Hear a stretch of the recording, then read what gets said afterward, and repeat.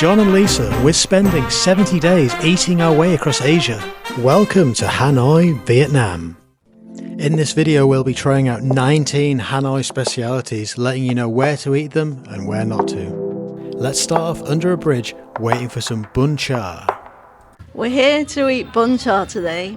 We found this place under the bridge walking around a couple of days ago, and we saw a lot of smoke and a lot of people, so it looked like a good place to stop. Bún Chả is one of the most famous North Vietnamese dishes and is not to be confused with the similarly salty and sweet Bún Thịt Nướng from the south. This one looked great, loads of lovely fatty belly pork and meatballs wrapped in betel leaves. A generous plate of rice noodles, plenty of herbs, which is a very important element, and a dipping sauce, plus chilies if you want them. Let's get stuck in. The building of it. Yeah, this is how I like to build a bún chả. Not too much in the broth any one time. So stick some of those noodles in there, some chilies, which I'm probably going to regret. Try it and see what you think.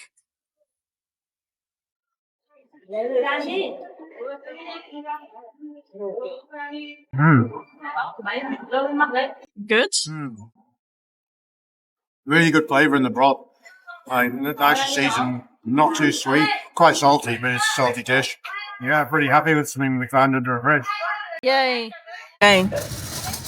What do you think then? Hands down my favourite bún chả of the 3 we've had so far. Yeah, it was definitely the tastiest in terms of the broth, the cooking of the pork and the fattiness of it as well. Yeah, and the little patty wrapped in the betel leaves. Yeah, the meatballs were amazing. So yeah, no fancy Michelin recommendations, no airs and graces, nice and simple, fantastic. Yeah, would definitely recommend. Our rating, 4.5 out of 5. We also tried the Michelin-recommended Bún Chả Dat Kim near the cathedral. On the whole, we liked it, but it wasn't our favourite. It's on the pricier side, by Hanoi standards anyway, so still under $5, and you certainly get a lot of meat for that. The crab spring rolls were the highlight, but the broth, it was a bit of a letdown. So for my money, there are better places to go in Hanoi for your Bún Chả. 3.5 out of 5. The last Bún Chả we want to shout out is Tuyet Bún Chả 34. Now, we knew we were going to like this place as soon as we walked up and saw clouds of smoke billowing out of the barbecue they've got out front. It's Michelin recommended, but we didn't know it at the time. And you know what, despite this, prices are reasonable, the service is friendly, and somehow they've managed to cling on to a kind of local vibe. Our rating, 4 out of 5.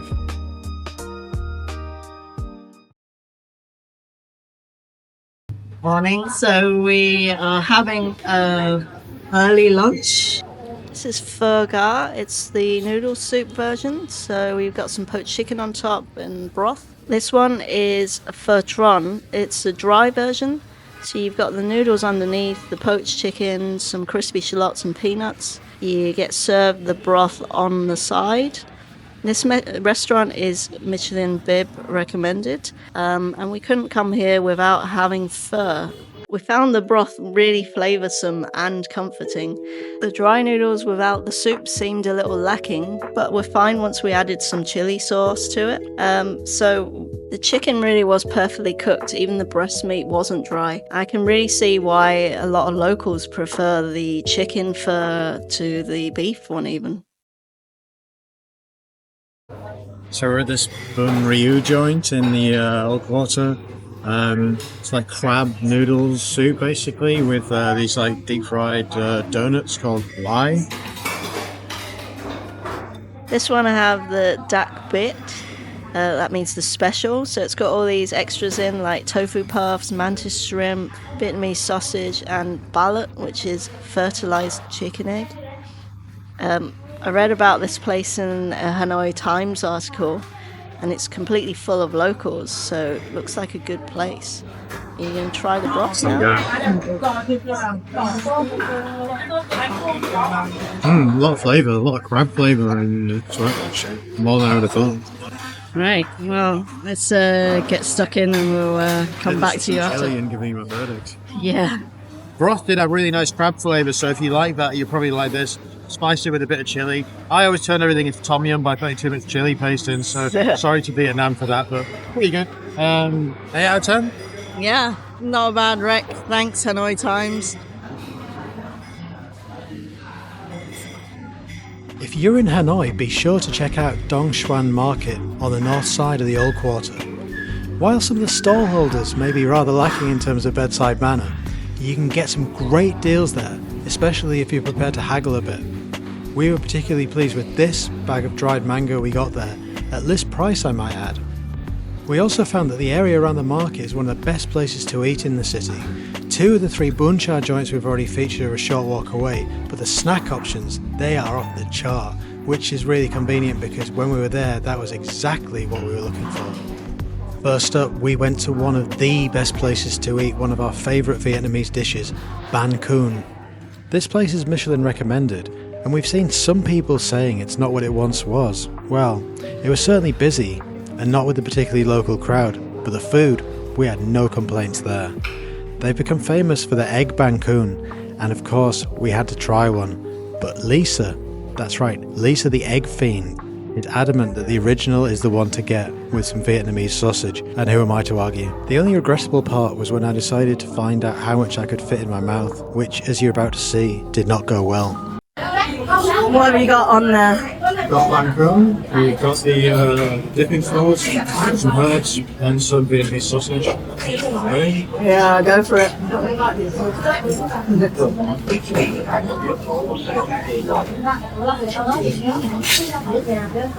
Another great place for Bánh Cuốn was Tu An by the lake. We went there for breakfast one day and really enjoyed it. As it happened, their beef first smelled so good we just had to get a bowl of that too. Highly recommended. Next up we hit Kem Caramen Duong Hoa for some wobbly goodness. Crème caramel or flan, whatever you want to call it. Very soft. It's got a lot of bounce. It's got a lot of wibble. But yeah. Salty. Right.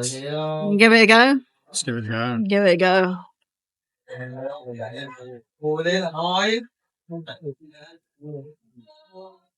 As someone who lives in Spain, I can tell you this is very, very good. It looks very smooth. I reckon they use a lot of egg white in that. Very smooth, very soft. Not overly sweet, which I'm pleased about, actually. Not that rich, I imagine, too. I could probably eat about 17 of these. Okay, I will do off camera. I won't let him eat 17 of them. Okay, bye for now. We wandered around the various parts of the market for ages looking for a food court, but in the end, after giving up, we found that all the good eating is actually outside. In contrast to some of the vendors inside the market, the ones we stopped at outside were very friendly and cheerful. We picked up some tasty Ban Ran donuts, which are filled with sweet mung bean paste, the unique Vietnamese dessert Doi Com, which is young green sticky rice, and every type of fresh fruit you could want, including durian, mangosteen and jackfruit, which, take it from us, are must-tries. And sometimes, even when you're not looking for savoury food, it finds you. Okay, we're at the back of the market now. We've been looking at some of these every time we walk past a place that sells them, but we've always been too full. But it's kind of like a deep fried empanada is what I'd say. And this lady was frying them here. And we could see she was frying them fresh, so we bought one. Paid 20,000 for it, which, well, seems all right. Why very not? Hot it is too. So it's very hot, straight out of the fryer. I'm going to take one on the chin for you guys. Yeah.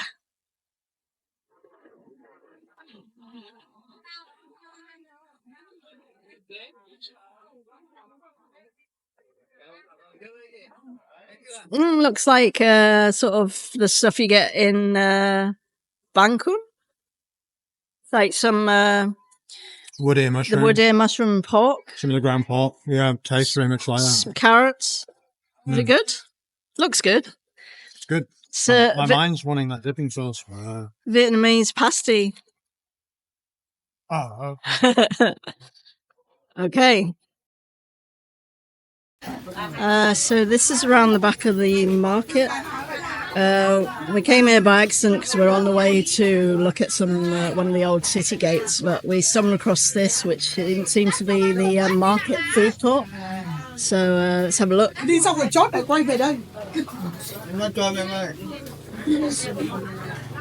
are desserts,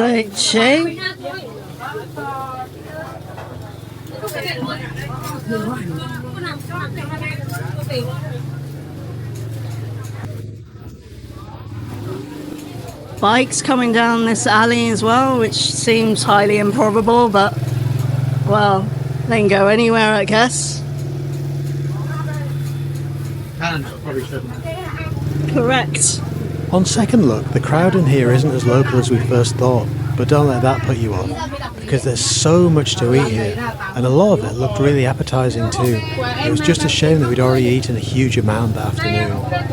And if you're worried about it being intimidating for tourists, don't. A lot of the stalls even have English on their menus, so you shouldn't have any problem ordering at all. Just watch out for the motorbikes. More of these pasty type things. Lots of noodle soups.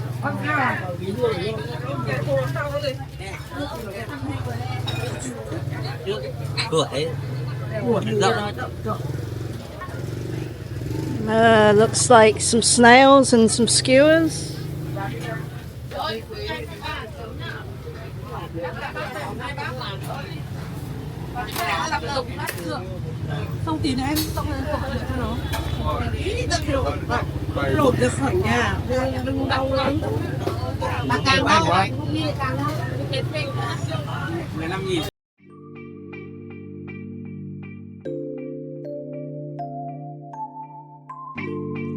If you walk round a corner and see a long line of tourists waiting, it probably means that you found some overhyped Michelin place or TikTok hangout. But when there are loads of locals waiting, including in their cars or on bikes, you really should take notice. More Ban Ran, I hear you ask. Why not? I wasn't missing these for anything.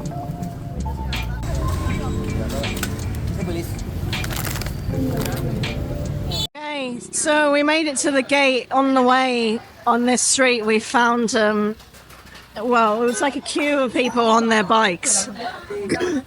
And they were waiting for these fresh fried donuts to come out.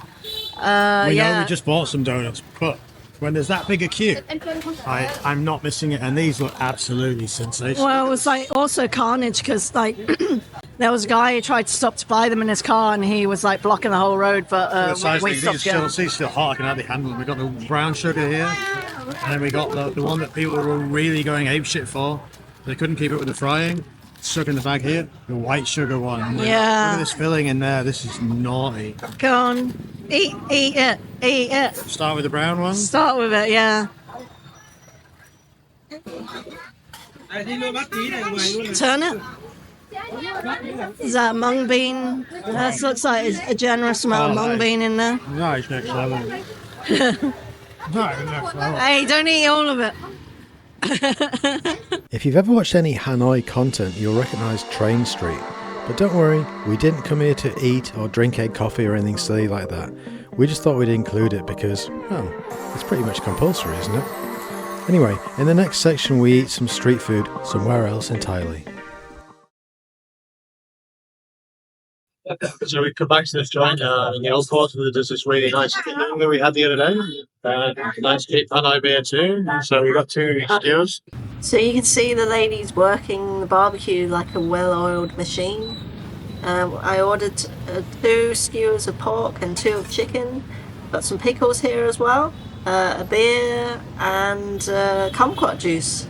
We really like the vibe of this place. It's like real street food. You can get it in bread as well. Yeah, and this is like so cheap. The beer's like 20,000, which what's that, like 70p? The skewers, what are they, like 10 10? page. I mean, 10. I'll spend that all day long. And look what we found right next door to the Thịt Nướng shop.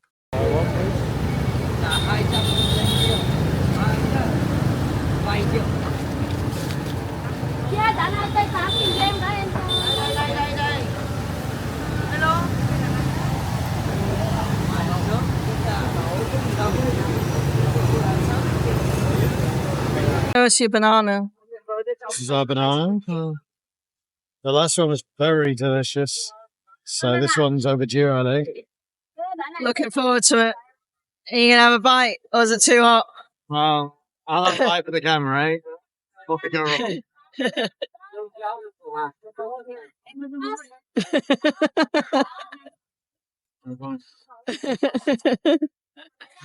Is it as good as the first time?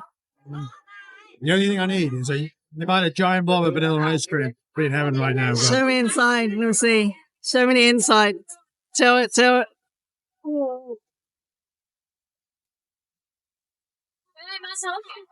Nice. So we saw them frying these as well. And we're like, what's that? And first I thought it was just slices of banana, but it looks like sweet potato, and there's some little slithers of banana stuck on it as well, and sesame as well. So are you gonna have a bite of this one as well? The banana didn't last long, so when it ran.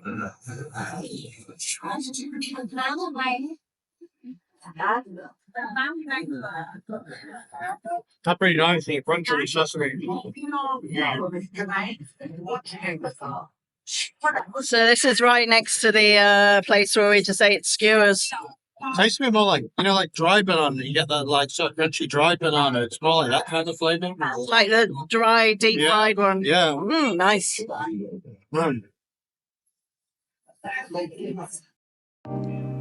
If you enjoy barbecue skewers, we also recommend stopping at Thịt Nướng Quan Dong in the heart of the Old Quarter.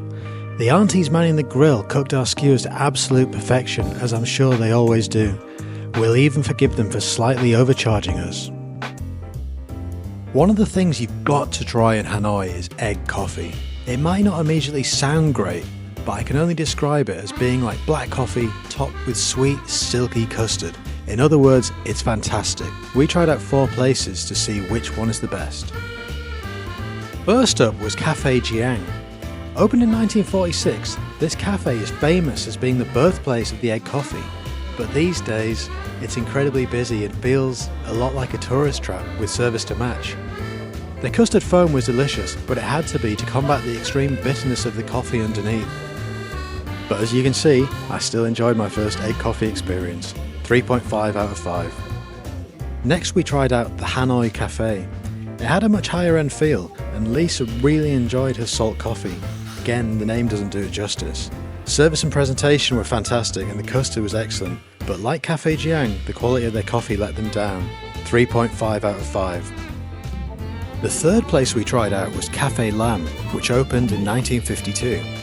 We felt this was a level above the other egg coffees we'd tried before. Their custard was perfectly smooth and silky and not as sweet as most. The coffee was also very good and didn't have that bitter kick. We really enjoyed this one, 4 out of 5. Okay, could be a winner, Café Lam. Last up was Chi Cafe, again in the Old Quarter. This place doesn't get as much recognition as the others we visited, but it should. This was hands down our favourite egg coffee of the trip. The coffee tasted great on its own and would have been fine as an espresso shot. The custard was the perfect consistency to hold the coffees we stirred, and the sweetness was absolutely perfect. 4.5 out of 5. Let us know in the comments if there's anywhere else you'd recommend that we can try next time.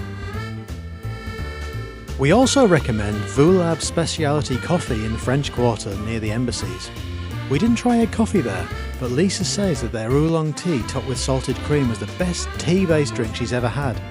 And they turned me into the kind of person who enjoys matcha lattes. Cheers. We've been looking for somewhere more authentic to drink, and we found this locals bar that served Hanoi draft beer for 10,000 dong per glass. But actually the food there turned out to be really good too. What good is this tofu dish? I mean, we came for the 10,000 dong beer, but look at this!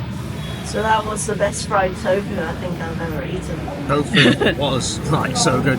The only downside was when I accidentally put one of these little red chilies in my mouth, and that was an interesting few seconds. But apart from that, come on. So this second dish that I've ordered is fried rice, beef and mustard greens. Thought we'd get something a bit more substantial to soak up some beer.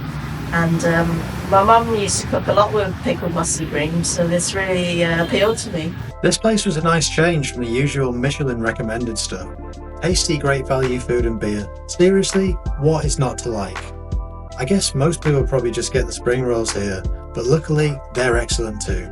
As you can tell, we had a good time.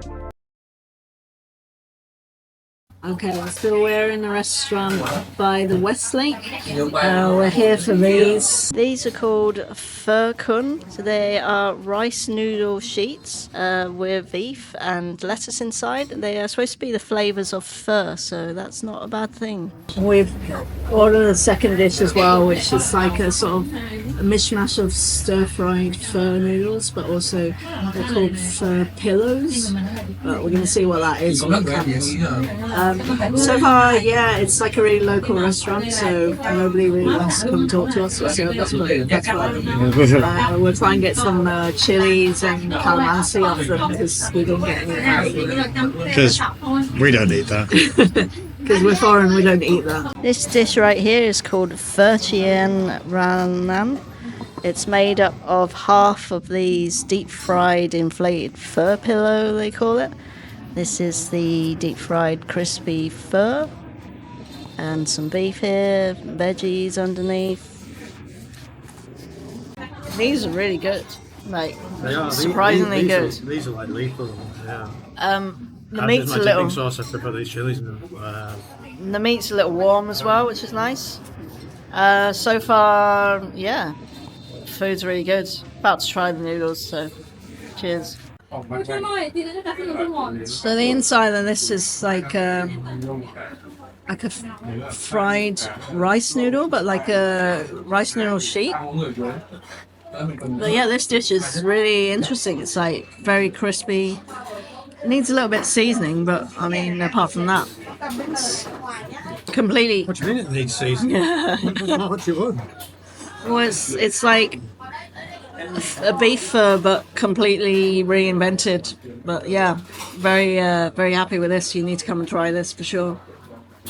So in the next segment, we're not so much going to be recommending a restaurant as telling you about a little mistake that we made. We're in the old town and we were looking for somewhere to eat Chả Cá Lã Vọng. It's basically a Hanoi fish dish. It's like marinated and grilled with dill. So we asked AI, and Perplexity AI basically sent us to here. But it turns out when you read the reviews, a lot of them say that this is not the right place. So we recommend the dish, but not necessarily the restaurant. See what you think anyway. So we're in Chả Cá Lã Vọng, recommended by Perplexity, because the one we tried to go to for the last 2 nights has been empty. So yeah, this one's in the old quarter, don't really know. Good. But this is the dish. It's catfish. It's fried and grilled with herbs.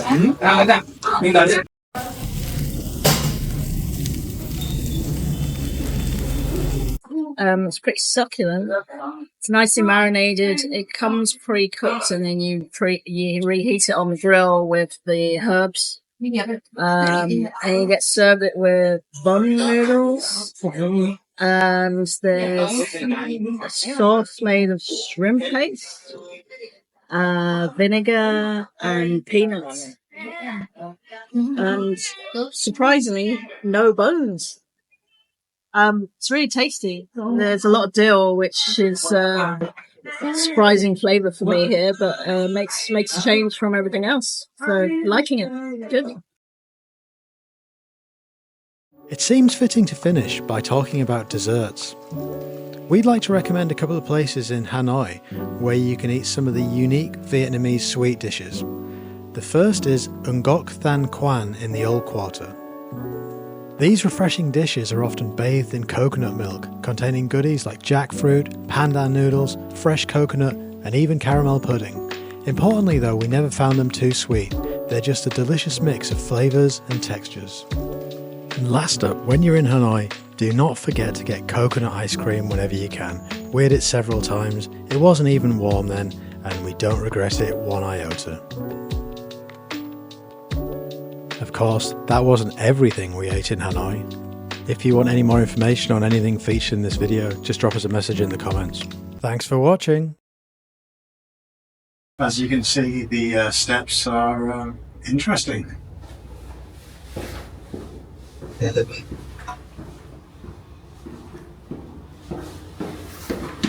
Easy.